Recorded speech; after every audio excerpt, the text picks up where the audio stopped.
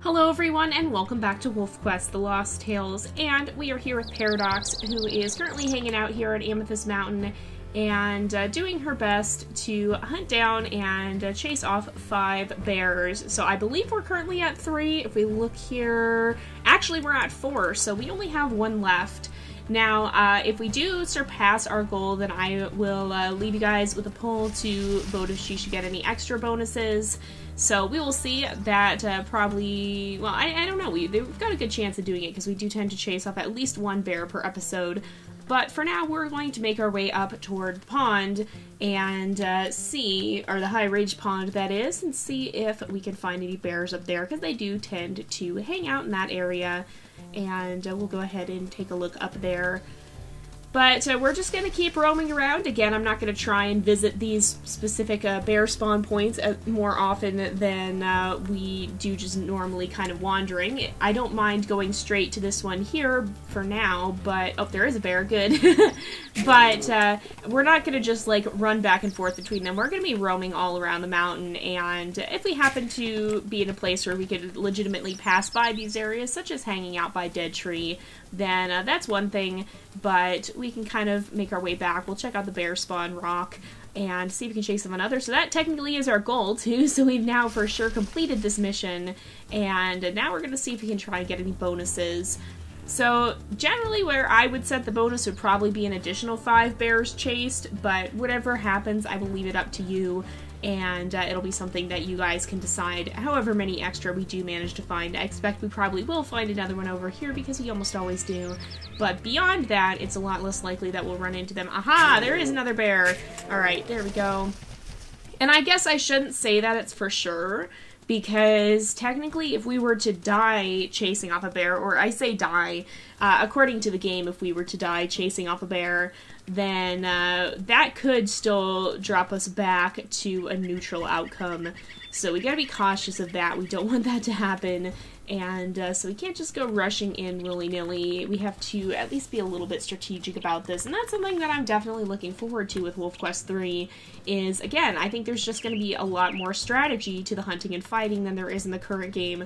Right now, there's really not a lot you can do differently. Like, you kind of just have to accept, especially with the elk hunting, that you're going to take a certain amount of damage. And with the bears, you can kind of avoid them, you can stay out of their way, but they can still kill you in 3 hits if you do happen to get too close.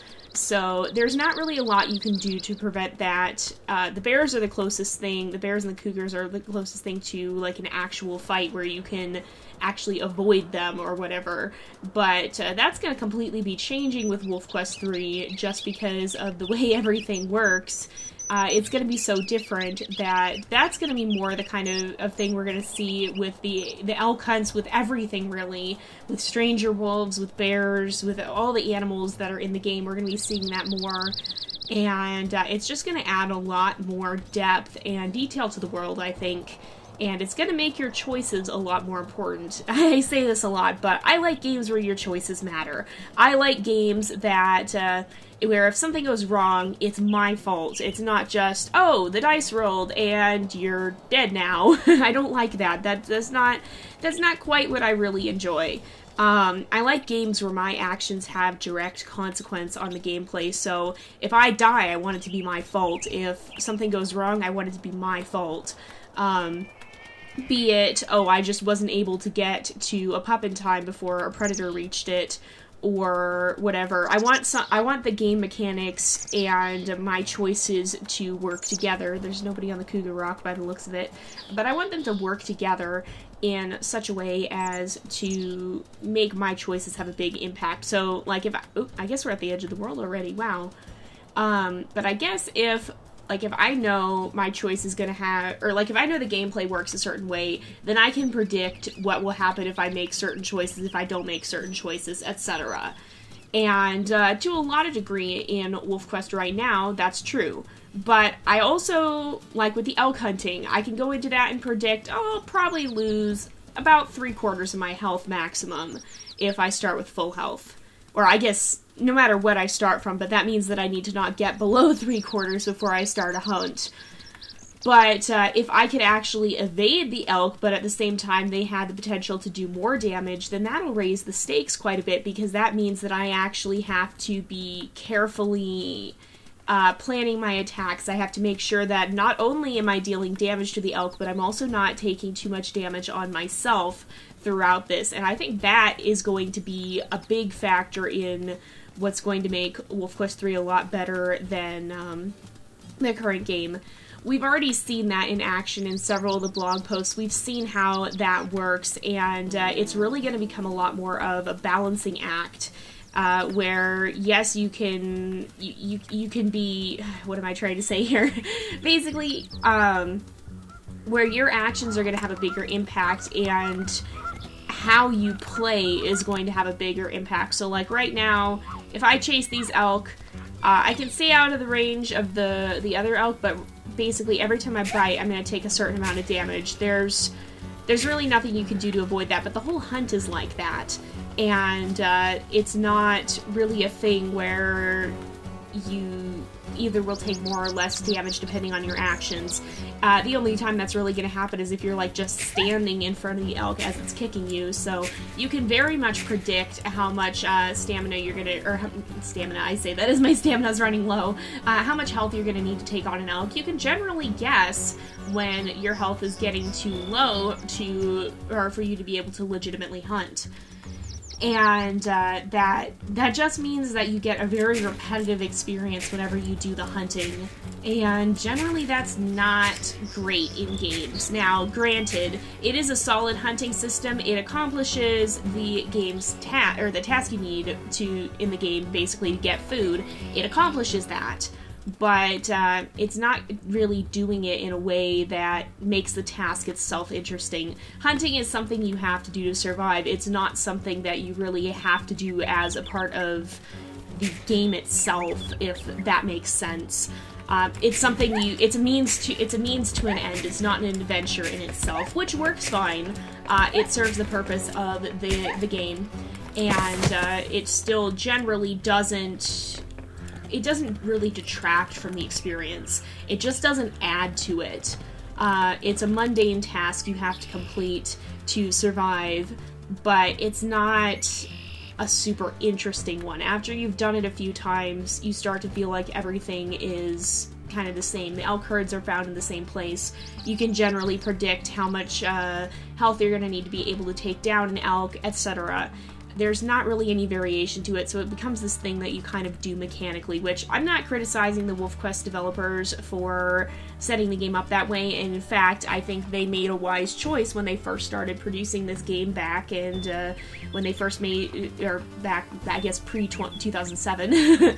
But when the first game came out in 2007, it was something that worked, and it wasn't going to put an excessive amount of strain on the computers that were really, really weak at the time. Let's sniff around and see if we can find a wolf. Paradox does not currently have a mate, but I wouldn't mind finding her one. I don't think we have to, but right now she's kind of focusing more on surviving, but if she does happen to bump into an eligible dispersal male, then I can't see her complaining about that. Who is this? A slough male. Okay, you're not a mate. You're not a potential mate. You probably already have a mate, and this is your territory.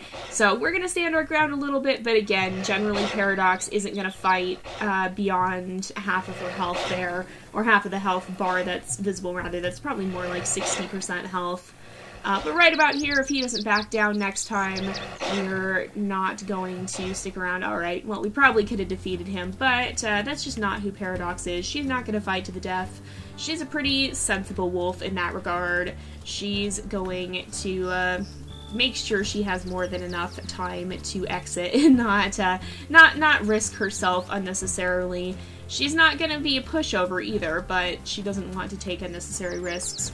But, so, what I was saying is, I think the WolfQuest developers made a good choice at the time, and up until now, they really haven't grown the game beyond that.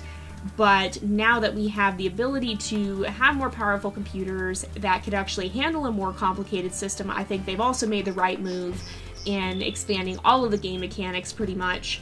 So I think they've done a very good job with that, and I'm not faulting them for designing the system the way that it was. The hunting was never supposed to be the focal point of the game. It was just a way to earn experience, a way to kind of to keep yourself alive, pretty much.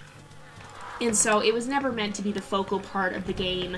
It didn't really detract from the game, it just didn't add too much to it either. And that's what I think is so amazing about WolfQuest 3. Not only does the hunting not detract from the game, but we've seen how much more complex the system is becoming just from some of the devlogs. And it's becoming clear that the hunting is no longer not just going to be not taking away from the game, but it is going to be adding to it. It's going to be its own adventure in itself. There's another bear! Oh my goodness, you almost never just see him wandering like this. I think it's going for that carcass way out there. But, yeah, so I think that's what's going to be so amazing about WolfQuest 3, is all these little things that just weren't really a part of WolfQuest 2.7, they didn't need to be a big detailed part, are going to be they're going to be playing a bigger part in WolfQuest 3. They're going to be becoming much bigger, much more meaningful in WolfQuest 3 than they are in this version of the game, and I think that's what's so cool about it, is WolfQuest 2.7, it kind of glossed over some of the unnecessary details. They're there, but they aren't really adding a huge amount of content, whereas in WolfQuest 3, all those details are going to be suddenly having a lot more meaning to them, and I think that's going to be absolutely incredible, and it's going to do a lot to the depth of the storytelling.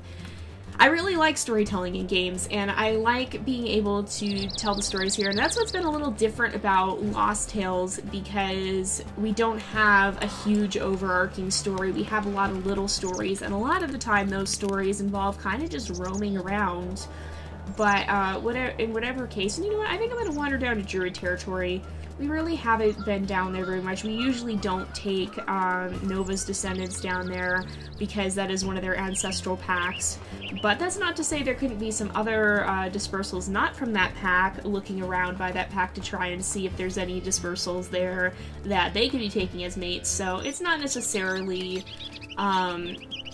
I don't draw a clear line there, like we never go there because all the dispersals are going to be from that pack. No, realistically there could be dispersals from other packs hanging around and trying to see if they can find anyone from that pack who might like to be their mate, and so there's not really too much danger in that. I just feel the wolves are probably ancestral, or they probably would instinctively avoid the wolves that they know are ancestrally related to them. Not really focusing on the idea that there could be other wolves out there, so we'll see. We're gonna come down this way and poke around, just see who might be sniffing around by the Druid pack.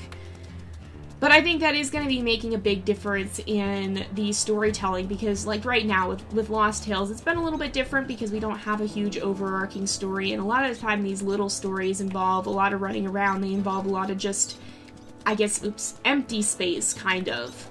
So a lot of just running and kind of just wandering, which is nice. I don't mind that, but it's not necessarily constant story action, and so that's why we have a lot more of these conversations. Oh, there's a dispersal here. Oh, interesting. Okay, this is our first dispersal we've found. I didn't know this was going to happen, you guys. I just kind of had a weird hunch about things. He seems healthy. I don't think he has mange, does he? I don't think so. That's really the only trait we can distinguish between wolves here. I like him, you guys. I like him. I think he's pretty cool. And, he's the first dispersal that Paradox has actually encountered. So, this is kind of a rare opportunity. She's seemed to have some pretty poor luck. A lot of our wolves will find dispersals right off the bat, but she has not. So, that's kind of an interesting thing. But anyway, what I was saying is, there's a lot of empty space in these stories, and that's when we end up talking about other stuff. So like we talk about what we're looking forward to with WolfQuest 3, we talk about real wolves, etc., and kind of the blank spaces of the story. And while that's fun, I definitely missed the more story-oriented gameplay, and I think that's something that WolfQuest 3 is really going to kind of bring us back to. I'm really looking forward to it for that reason, because the game itself is just one of those things where things can change, things can go wrong, unexpected stuff happens. I like it when unexpected stuff happens and changes the story. It makes things interesting. Honestly, I'm less of a storyteller myself than I am a narrator. I'm kind of just watching what unfolds and commenting on it in many ways, I feel like. But we're going to call this guy Aberrant. So, I feel that's kind of a fitting name to go along with Paradox. So, we're gonna go ahead and wander around. I'm thankful she's no longer gonna be alone. But yeah, so I feel almost honestly like a researcher in some ways, just watching what unfolds and watching these stories happen on their own. But, that's one thing that I think is going to change quite a lot with WolfQuest 3, is I don't think it's going to have quite as much of this blank space between storylines. I think the other elements of the world have been fleshed out so much that between the gameplay missions and such, not so like the find a mate mission or whatever, even the littler things that you have to do have become so much bigger in scale that there's gonna just be a lot more story to tell, and that's something that I am definitely looking forward to. I think it's gonna be making a huge difference in the way our stories are told here and in the way our pack's legacy unfolds, and I'm really looking forward to it. I can't wait to share this journey with you guys. Hopefully it won't be too much longer, but even if no matter how long it takes, every day that passes is a day that the team is making this game even better. So even if it takes a little bit longer, even though we've had delays, I think they might be back this way, the elk herd, that is. But despite all the delays that we've had and how it's taken a lot longer than we hoped, I can say with certainty that the team has been taking that extra time to make the game even better, and even though it is a little bit longer than we were hoping it would be, it's going to be worth it in the end. They're working hard to get all systems in order and to make sure you guys are going to be getting the best experience that you possibly can. And even if you look at the devlogs, you can see how it's all starting to come together. It's not just little bits and pieces of a game that we're seeing anymore. We're seeing a really cohesive whole. Okay, I don't know what happened to the elk herd. That's fine, we didn't really need to hunt anyway, but I was going to if we found it. But you can see how it's really come together, whereas, you know, a year ago at this point in time, we were seeing little bits and pieces, so we would have one sporadic video just testing out some of the courtship mechanics, we'd have one video just testing out some of the elk hunting mechanics, and it was all very separated. It didn't feel like it didn't feel set in the same world. It was all these very, very separated parts of the gameplay, whereas now, whenever you see Loco running around in Lobo Loco running around in the game world, then you're seeing all this kind of happening in the background. So whenever he's making these videos, you can see the game world kind of running around him. It's not just one isolated thing. Maybe he's looking at a specific task, but you can see everything else is actually happening in the background, and that wasn't something you could see in the previous videos like a year ago or whatever. So you can really see it is coming together. It is shaping up, and again, every day is a day closer. So we've got a bit left to go, perhaps. We don't know how long. They haven't announced how long, but however long it takes. Oh, there's a fox. But however long it takes, it's going to be worth it in the end, in my opinion, because honestly, it's easy to see how amazing this game is becoming, and I'm really excited to start our newest journey with you guys in the new update. So, we got a fox roaming around here, but we're going to leave it alone. I don't think Paradox has any special grudge against foxes. I feel for the most part our wolves seem to treat foxes with curiosity, which for the most part they can't catch them. The foxes are too fast, and so that's reasonable. There are only a few who have specifically set out to target them, and I don't think Paradox is one of them. She's after much more intimidating enemies. So, I guess we have a little bit of time left here. It's almost time to wrap up the episode, but I think I'm going to go ahead and take one more pass by the bear pond and the rock, and then we'll end off the episode because it is about that time again. So let's make sure we run this way and take a bit of a look around. I wonder if Aberrant is a little confused, going, wait, you want to attack the bears? But I feel her reasoning for that is probably that she wants to be prepared to handle them when she has to chase them away from her pups. But that's not really a thing real wolves do. This is kind of us expounding off of that just a little bit, but real wolves probably aren't going to be picking a fight with bears because that's not likely to go in their favor.